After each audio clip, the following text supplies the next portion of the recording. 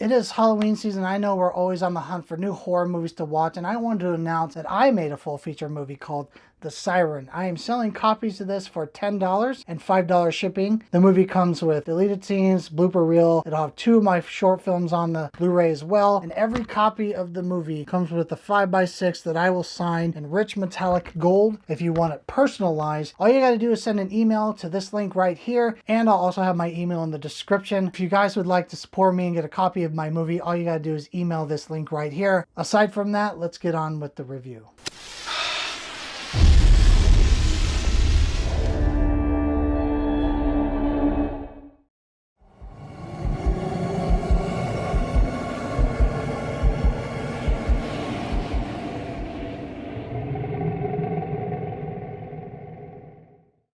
Yesterday, a patient in your care died brutally in front of you. I need to find an explanation for what happened. It's smiling at me.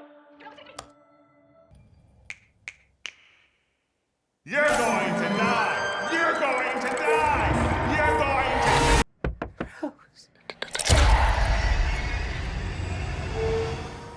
Welcome back to another Halloween review, guys, and today we're going to be reviewing Smile. This is an older film, but with Smile 2 coming out, I thought it was the appropriate time to review it, and it's a movie I haven't reviewed before. Smile is about a psychiatrist followed by this entity. The entity feeds off of death, and the only way it can be passed on is by someone committing suicide brutally in front of you. So the minute someone kills themselves, that entity is now attached to you until you kill yourself in front of somebody. And that's just the premise of the film. It sounds very dull and uninteresting, right? It's like, oh wow, there's an entity, it's a ghost thing. No, it's actually very decent. The protagonist is a smart woman in it. She doesn't make illogical decisions. The way they psychologically break her down throughout the film really works. The scenarios that they put her in, she's in a very caring environment. She's not really that necessarily broken of a person, because most horror movies, let's be honest, the character always has some type of graphic background. Oh, my parents died in a car accident. There's always just this exaggerated backstory of them. This woman doesn't really have that bad of a backstory. It's not like she's living a bad life. She's got a great job. She loves her job. She has a good relationship with her boyfriend. She gets paid well. She's got a sister who's married and happy. So that the story structure is great that they put her in. It works. And that's what I like about it, is this character that has a pretty decent life gets in this messed up situation. We're able to see her break down from being happy and up high and on top of things to psychologically broke down. She starts to lose her sense of morality and reality. As an audience, we know what she's saying isn't fake. She's telling the truth, but the characters in the film think she's starting to lose her mind, and they become concerned about her, and they, you know, like most movies, they're like, you're crazy. What's great about this movie is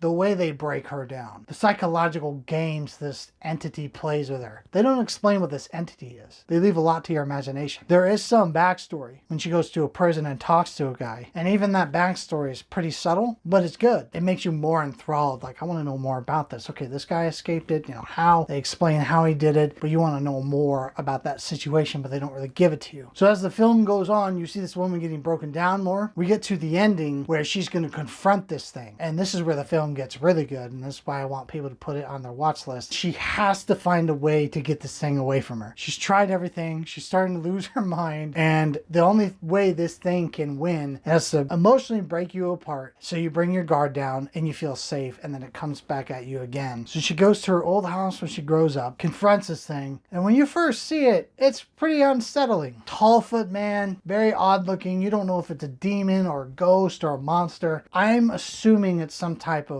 spiritual thing, because it's all in your brain and no one else can see it. Because when people react in the film, everyone around them doesn't see what's going on. The characters that have this entity are seeing something that only they can see. And so when we finally see this thing, it rips its face open. This is great SFX works by the makeup team. You guys killed it with this. This is a nasty looking thing. The way this thing looks, how skinny, disgusting it is, it makes your skin crawl. And that's what made this movie special. And when you finally see this thing, it's definitely worth the wait because this is what you get to see. And man, is it gross. The characters in her life are not obnoxious and annoying either. You know, you always get that typical cliche that you start to squeeze your hair because you're so sick of the dumb choices that they make. They do that in movies all the time, but this one, the protagonist actually doesn't. She's trying to hang on to her sanity, but her walls are breaking because this thing is just going at her in her life, making her do things that she didn't mean to do, like putting a dead cat in her nephew's toy box. Everyone around her thinks, hey, you should get some help. I'm concerned about you. That makes her feel even more excluded and alone. The way they wrote the ending was really good because you finally see it, you have good closure,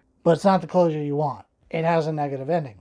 The character that she's with watches her kill herself. So as an audience, we already know she just passed it on to him and it's still around. When I saw the poster, it was just a girl smiling and I thought it was just going to be a typical horror slasher. This is definitely not like a one brain cell popcorn eating slasher film. Like my film's a popcorn movie. It's a slasher. The story is pretty basic. There's not much to it. It's more just for fun, suspense, thrills. But this one has a good story, good pacing, structure to it. It's definitely not a one brain cell film. It's got more to eat off of. Because you do have those one brain cell movies where it's just mindless action, just mindless killing. And those are fine. I don't have a problem with those. But this one's not one of those. It's a little different. It's unique in its own way. So I want to recommend it to you guys. If it's not on your Halloween list, definitely put it on your list and check it out. I'm going to grade Smile a B.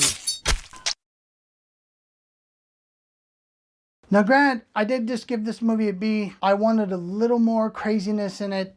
There were a lot of parts that dragged out, but it was more just her having illusions and they were very quick-lived, and that's kind of why my grade went down a little bit, but it's still a very good movie. Those are just some of my minor issues of why it's not like a B+.